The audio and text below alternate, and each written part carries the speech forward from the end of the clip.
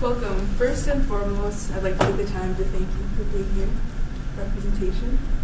We are the Sheels Beacon Management System. I'm Shannon. I'm David. I'm Bryant. I'm McKenna. And our sponsors / mentors are April. She's a project manager of the Information Services Department at Sheels. And then we have Josh, who is the assistant store leader, and Eric, he's a full stack developer, but he's not here. Fun fact, it all started from potatoes. Yes. In 1902, German immigrant Frederick A. Scheel took his earnings from his first 3-acre potato harvest and placed a small down payment on a small hardware store in Sabin, Minnesota. Today, Sheels is one of the largest sporting goods stores in the U.S. with over 115 years of experience. Sheels represents 3 things. They are customer service experts, they strive for excellence, and they provide an experience. Sheels is also employee stock owned, meaning that Sheels employees own shares within the company. Okay. Sheels has a need for more product information to be shown to customers in the store. Okay. Let's say you are a customer going into a Sheels looking for running shoes. So you'd walk in, you go over to the the shoe section, and you gather information. You see the price tag of the shoes, you get to see the 3D image, like in person, what this is going to be right there for you. You get to try it on, you get to feel it. It all feels really good, or it might. But there are things that you don't know about the shoes that you're looking at, and that's where the opportunity comes in. Sheels has monitors by these shoes, and you can share information such as what popular runner is wearing these, or like medical health information that you wouldn't normally see from just looking at the shoe.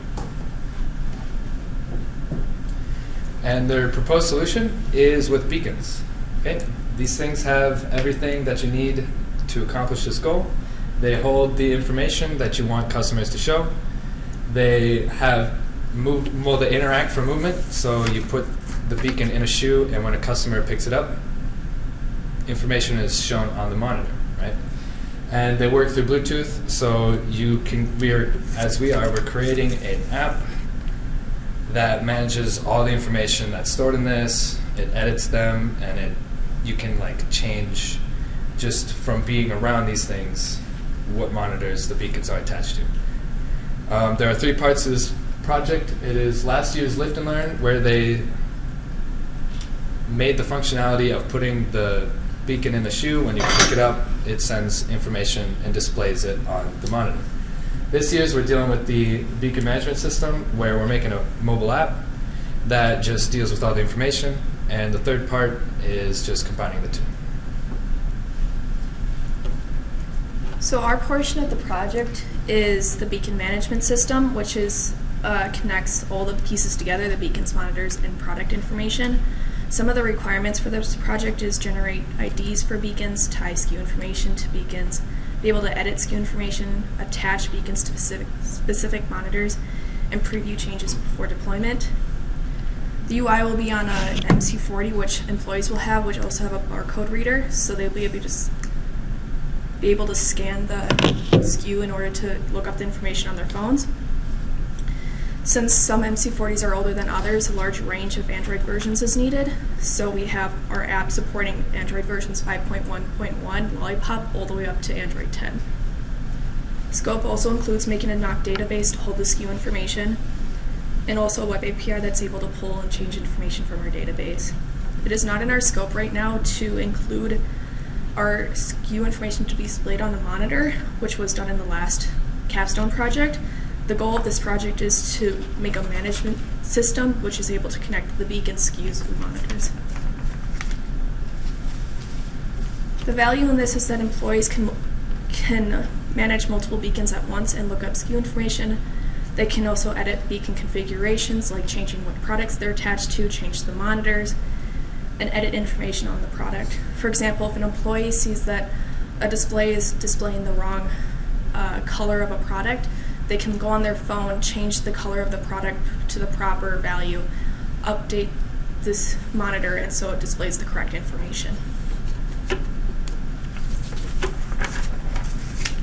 Our schedule consists of 4 sprints. The first sprint was mostly documentation and planning. We were able to make UI mockups, sequence diagrams, database diagrams, all sorts of diagrams in order to understand the project fully and understand the scope.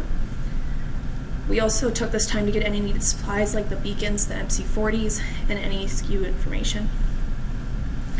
Our sprint 2 was mostly creating the basic app and the API. It was mostly back-end work, where we were able to create the database and the API. Since Android apps don't use sockets for HTTP requests, we had to make an API that sits in between the database and the app in order to get information from the database. We also made basic pages that were able to look up SKU information. And unfortunately, this sprint we were unable to connect beacons to the app yet.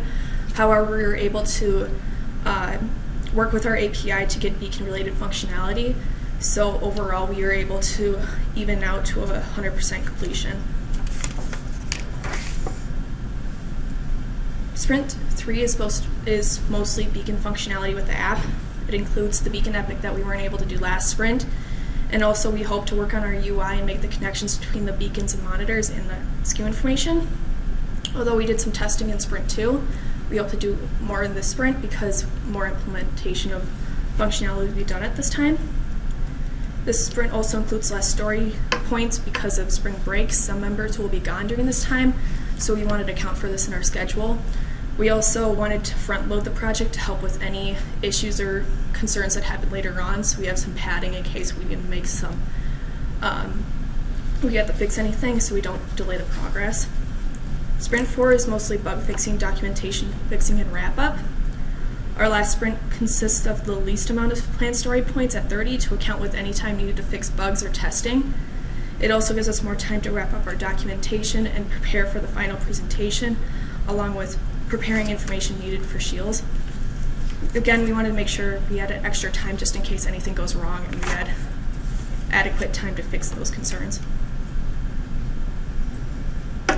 Progress on the back end was creating the MySQL database and the web API. The MySQL database was created with SKU information provided by Sheels and has all information that we need about the products. Our web API connects our BMS app with our database and waits for a request and is able to act accordingly. Our API has create, read, update, and delete functionality, also known as CRUD. Currently, our API is publicly accessible. However, this isn't a concern because Sheels will be hosting this on their own API, which will not be available to the public. Both the API and the database are currently hosted on NDSU servers that have 40 gigabytes of storage and 4 gigs of RAM. Since the database is relatively small, there wasn't a need for a large amount of storage. Also, heavy traffic isn't a concern because, again, this will be hosted on Sheels databases and servers. Here's an image of our database design. As you can see on the lower screen, there's a beacons table. This beacons table has create, read, update, and delete functionality that can be used to configure the right product information and also add and delete beacons. The beacons table includes a beacon ID, estimate ID, which is the ID the manufacturer gave to the beacons, color, SKU information, and monitor ID.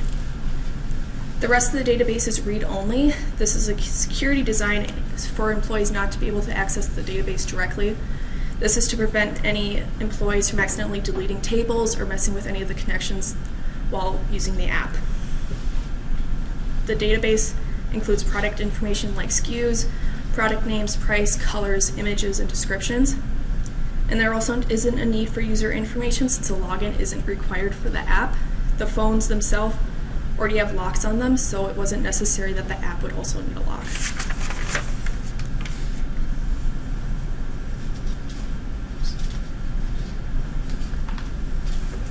All right, so progress in the front end. We were able to create a home screen that would allow you to navigate to each of our 4 separate pages that would implement the functionality for different things that you would wish to do with your beacons. We have partial completion of those pages that you would be navigating to. They are very similar to our current UI mockups. They will be changing a little bit based off of actual physical testing of the devices and seeing how well the flow works. The displaying of the actual SKU information is currently implemented. It's not well formatted, however, all the data that is received from our database, such as the color, price, and images, are displayed currently. So across the top, we have our original UI mockups that we thought would be a good layout for our app. Starting with the home page, attach monitor, attach or changing project, looking at the SKU information and what the display will actually look like once you push it out to the monitor. As you can see, we kept it fairly close to what our original mockup was. Color scheme's a little bit different, but we'll work on that later. As far as our activity diagram goes, we wanted to keep it pretty simple because if an employee is told, hey, I need you to rearrange 50 of these beacons, we didn't want it to be a long and arduous task. So we wanted to keep it fairly simple.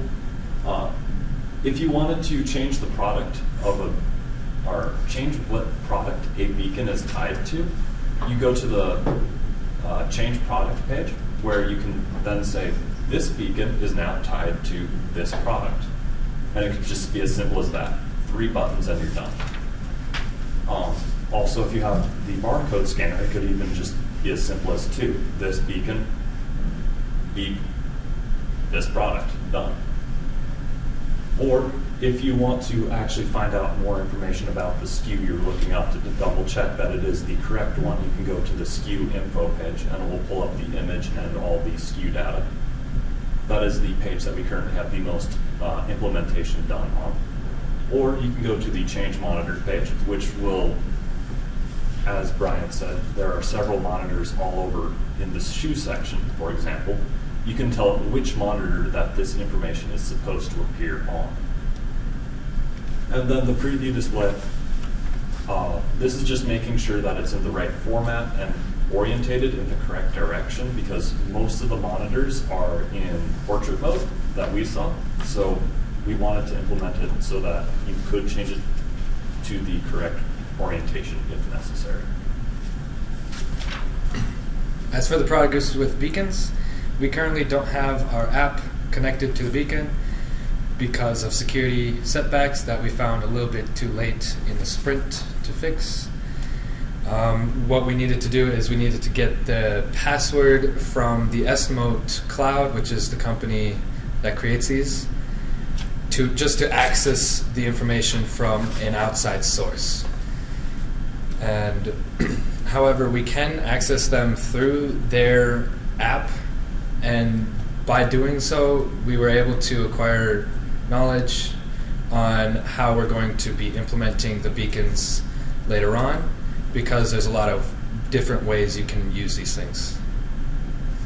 This is our device or our component diagram, and what we're trying to highlight is where the beacons are in here. So our app connects to the database already, but with the beacons, these don't strictly connect with the API. We have to edit everything through our app. It connects to the beacon, it changes SKU information, it pushes SKU information on these. It also interacts with the monitors, saying which beacons are attached to which monitors. This little dash line right here is last year's Lift and Learn project. That is kind of the whole scope of last year's project. For testing the functionality of the MC40 Android when the user uses it, we went with espresso testing. Before we get started with the test itself, we have to first make sure that the page appears and displays. After that, we can perform the test. So this test checks to see if a user can click on a button from the home page and then go to another page. The first component of the espresso test is the UI interaction. For example, if a user clicks on the SKU SKU information button, this component will locate and perform a click. After that, the assertion component will make sure that the button exists. It will verify the existence of the button by checking its state and also by making sure the text matches the button that was clicked. The same process goes for the back button, which brings the user back to the home page. And then as you can see, the test ran to completion and passed. This is a cumulative flow diagram that represents a status of our project's issues over time in Jira. Jira is a project management tool that we're currently using. At the bottom, you can see the green represents the issues, or rather tickets, if you will, that has been completed. Above that, the blue represents the in-progress tickets. And as you can see, at the end of our sprint 2, we've completed all of our tickets. And then lastly, at the top, the purple represents the to-do tickets. To-do also includes items and backlog.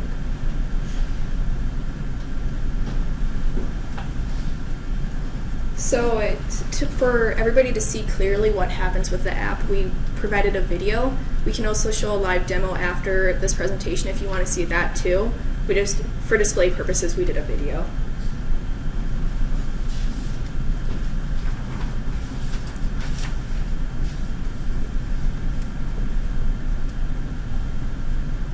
So currently it's cycling through the different pages that we have built. The four different implemented pages we have, and then going back to the home page. After that, it will show the input of a SKU and then the output of all of the information that was gathered from the database.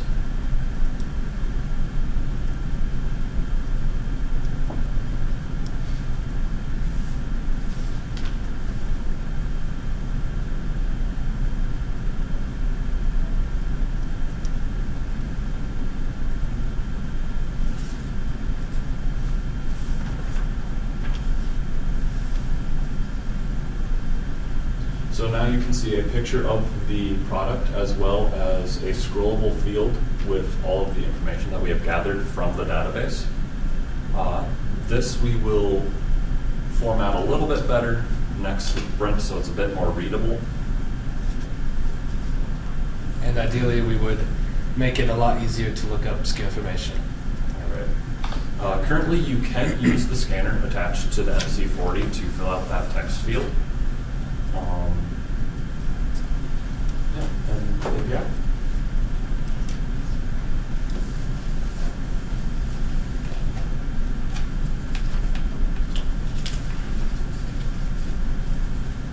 So here's a program called Postman, which is showing our HTTP requests back and forth from the API to show that it's working. Here we're showing that if you use a certain URL, you're able to get the latest information from the database. This is showing that you can create new beacons into the database.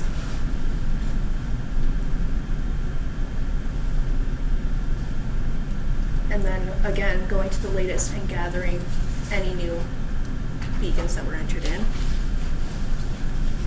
And then also we have the option to update beacons.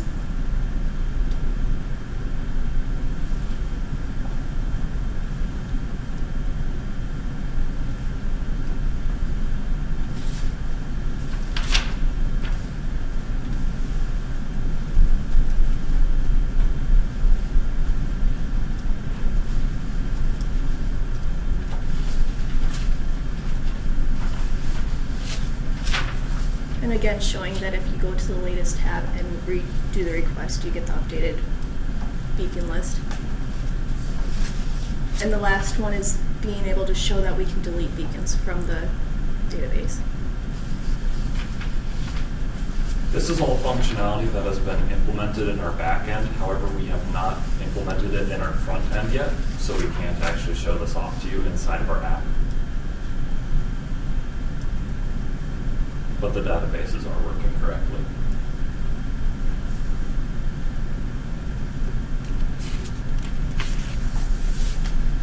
So, issues. No project is fun, or you can't learn anything if nothing goes wrong.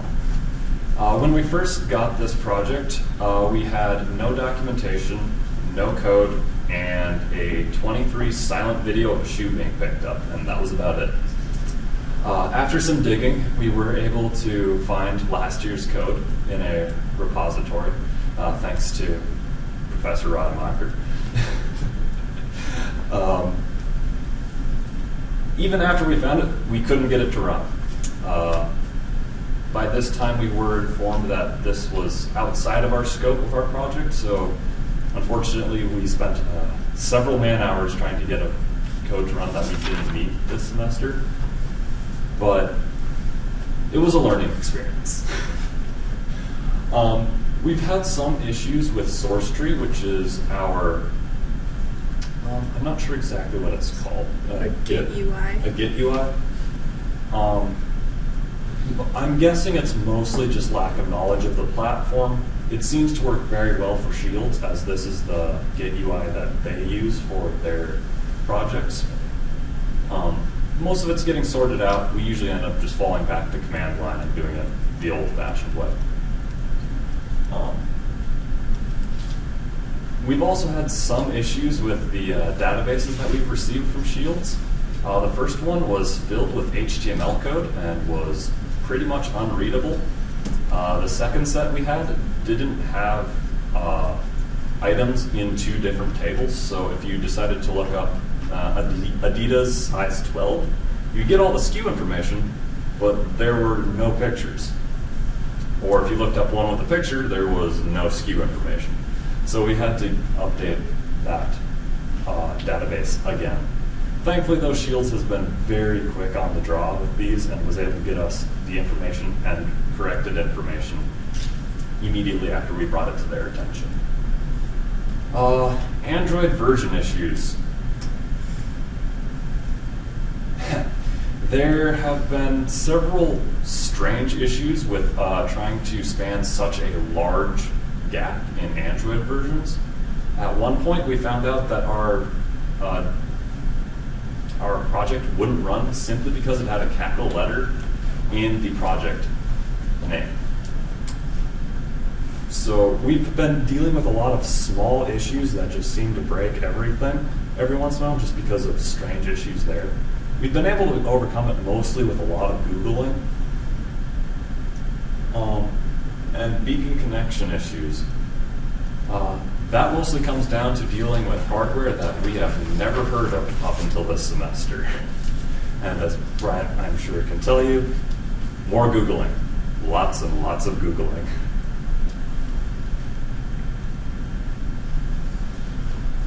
As for what we think we have done well in this past 2 sprints, we have been very willing to go out and say, we do not understand this and this is broken, which has helped us and Sheels communicate effectively and quickly to overcome our problems. And that goes hand in hand with being able to find those bugs and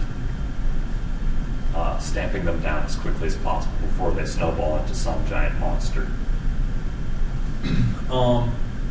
We got the pages to function decently. We know we need to work on the UI a bit more, but as far as proof of concept goes, we're very happy with how our project has come along. And we've been able to actually start testing quite early on because of the implementation that is built into Android Studios, which is very helpful so we can find the issues as they pop up. We believe that we need to dedicate more time to the harder tasks, and this is partially an estimation in figuring out how much time actually needs to be done in something so we know what to expect for that sprint. And we need to take a step back every once in a while and just do a bit of research before we come to all the problems. So instead of building something and Googling the problems, we should probably Google it, then build it. As for our next steps, we will be working on the user interface, cleaning it up, making it run a lot better, look a lot better. We still need the functionality of the attached beacon page and just like previewing the display. Like it does, we got to work on cleaning that up a bit. We need to actually get these things connected to the mobile app, and we need the ability to push information onto these beacons, and we need to be able to edit them, which we kind of already do. It's just we need to put the information there and connect to them mainly. And after all that, it's just testing. As for improvements as a whole group, we need to like figure our tasks out better for the week. We would assign too many tasks of the week and end up just not completing one of them because of the overwhelming thing and just assume that we'll get it done next week. So what we're going to do instead is like accomplish a task for the week. If you have more time, do another one. At the beginning, we were having troubles with communication. Like, people would kind of say issues, but no one would respond in a fast time. So we've been improving on that for this presentation. Along the lines, we would come at like a crossroad of decisions with who's going to do what and assigning those tasks to them. So what we decided to do is just, this is what you're going to do. And we're going to decide on it now instead of take 10 minutes just to figure out who wants to do what. Another really big thing is meetings. We were unprepared at a lot of meetings because we just didn't spend time beforehand. And we need to utilize Jira a little bit more. It seems to be really helpful with estimating actual time for completing tasks. Any questions? So do the MC40s actually utilize Android 10, or is it more just for future-proofing? Future-proofing mostly. Some MC40s have higher versions of Android. Some are pretty old. Ours runs on Lollipop, so we have to show that our app can work on some of the lower versions as well as some of the higher, newer MC40s. You talked about dedicating more time to harder tasks. What's the hardest task stuff? It's the beacon stuff. We spent almost probably about 16 hours on the API because we were creating it ourselves. And we just underestimated how hard it was to get the beacons to work. So we've just underestimated the harder parts of the project.